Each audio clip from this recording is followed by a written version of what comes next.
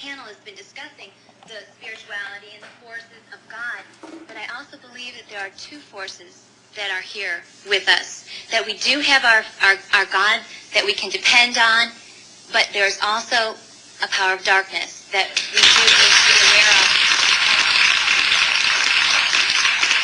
And that's where the choice begins. Do you believe that you can choose between one or the other? Most absolute, definitely. Yeah.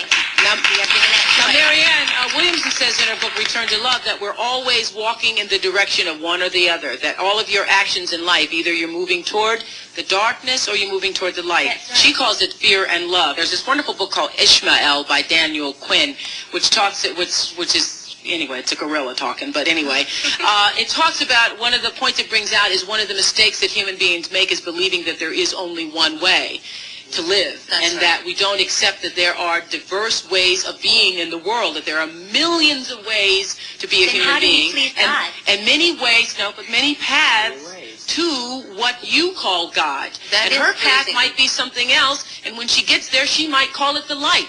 But her loving and her kindness and her generosity brings her, if it brings her to the same point that it brings you, it doesn't matter whether she called it God along the way or not. And I guess the danger that could be in that, I mean, it sounds great on the onset, but if you really look at both sides, There couldn't possibly be just one way. What about Jesus? What about Jesus? Even brings him up in this whole discussion, and you say there isn't only one way. There is one way and only one way, and that is through Jesus. There couldn't possibly be with the Because you millions of people say in the there world. isn't. There couldn't possibly be. Because you say, you intellectualize it and say there isn't. If you don't believe that, you're all buying into the lie. But that makes you right. Do you think that if you are somewhere on the planet,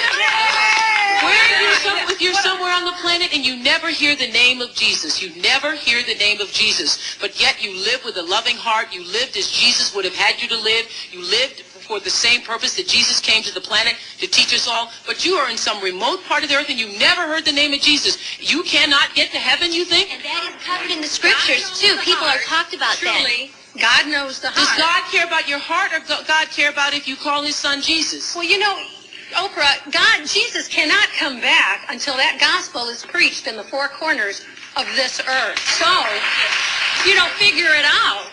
Okay, I can't get into a religious argument with you. It's not religion.